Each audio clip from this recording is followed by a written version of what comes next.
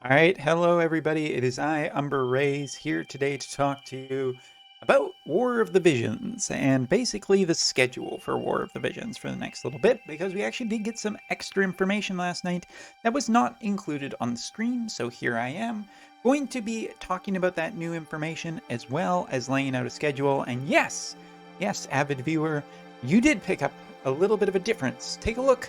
That's right. I'm wearing glasses on this video. Okay. So let us talk about what is happening.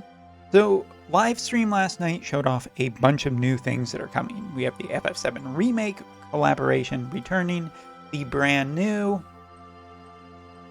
Final Fantasy VII Intergrade collaboration coming on the 14th at midnight.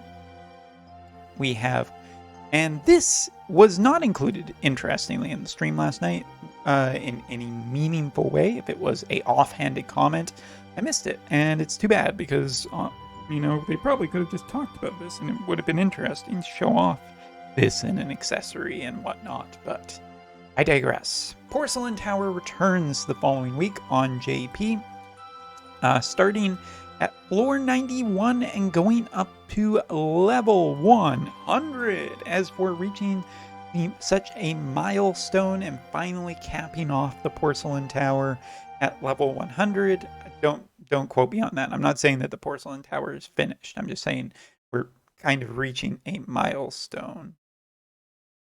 There was supposed to be music in here. There we go. Maybe now it's fixed.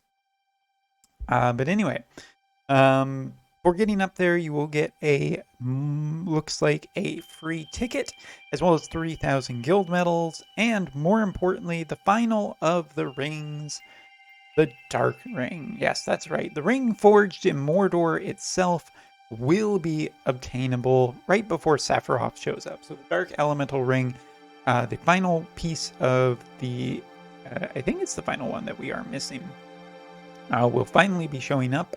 Finally, and I'm sure many a Dark Elemental character will be happy to have it as an accessory. Next up, there will also be some daily missions, getting more of these blessed flowers, which will be used for something, and when that something rolls around, we will finally find out and be able to use them. But in the meantime, we on the JP side are still just collecting.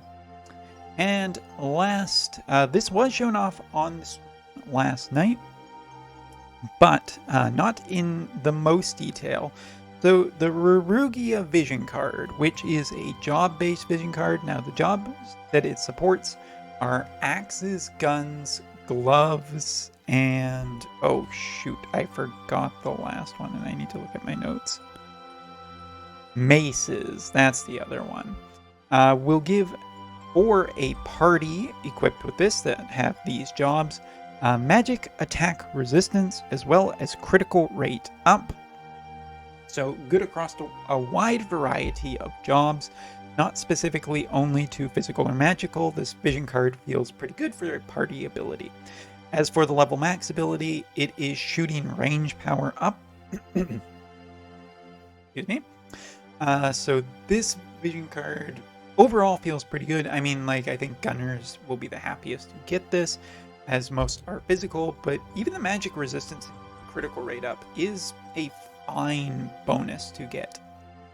Last but not least, bestowed effects will be attack and accuracy up. For people who have been looking for more accuracy on your gunners, here's another card to get there and potentially mix elements and really screw over the opponents. I don't know, gunners with these kind of VCs seem to be doing pretty good. There's many varieties of them and putting us, at least on the JP side, into a very, very ranged meta. We'll see how that's going to change when Anniversary rolls around. But until then, so dear viewer, I know what you are saying.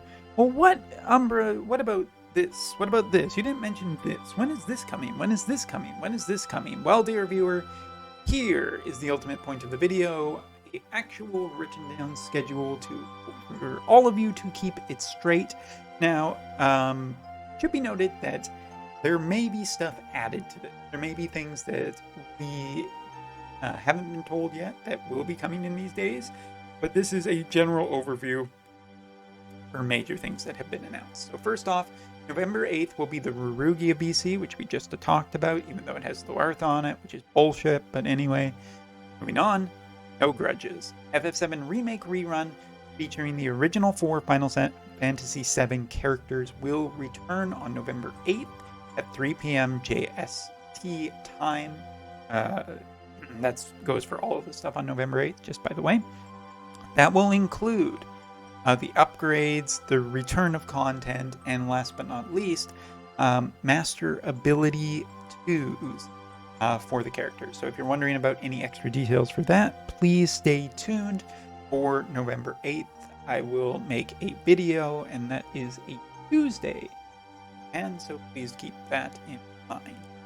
Last but not least, Porcelain Tower will also return on that day. So if you're looking for details and all the scoop on that, please stay tuned for that as well. Next up is the November 14th update. Now, this is the major update. This is the anniversary update. So Sephiroth, Amnarisu, the Oracle, Gilgamesh's busty friend, Chesty LaRue, if you will, and the reincarnation system will all be happening on November 14th. Now, this is, by all accounts, seemingly to be a midnight update. Sephiroth's banner is supposed to go live at November 14th at midnight, which is kind of a Sunday/Monday morning. And like, it's late Sunday, but early Monday. I gotta say that.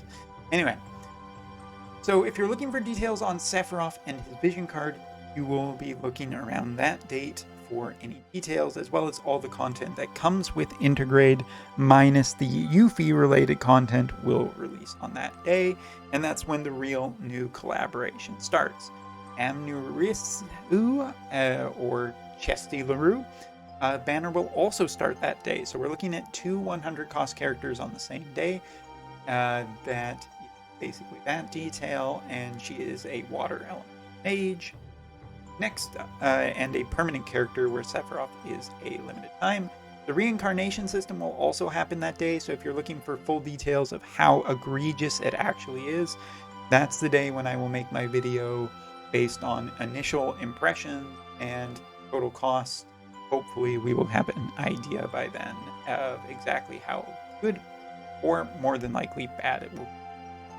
November 18th on the JP side, which is Friday, will be the introduction of the Guild War Remake content. So basically, the style of Guild War will be changing to something different, with the attacking the castles and everything. Actually, kind of looking forward to this. We'll see how it goes. And last but not least, November 22nd will be the release of Yuffie VC, which, by the way, Yuffie's VC is to be free in-game, with shards obtainable in-game as well. Not a gacha. Yuffie herself will be a gacha-based character. And last but not least, the 90 cost Fire Thunder Dark Chaos VC, or Dark VC, Dark Ifrit, will also release on that day. So those are basically the major scheduling points. So we have November 18th, November 14th, November 8th, and November 22nd. Don't know why I listed them in that way, but that's the way I did it. So those are going to be the known updates. Anything else that is not known, I guess we will have to wait and find out more details later.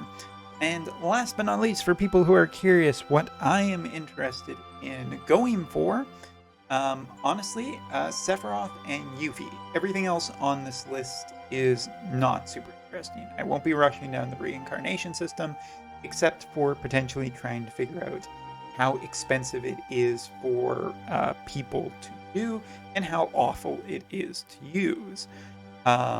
Or potentially good. Maybe it is good. I'll keep an open mind.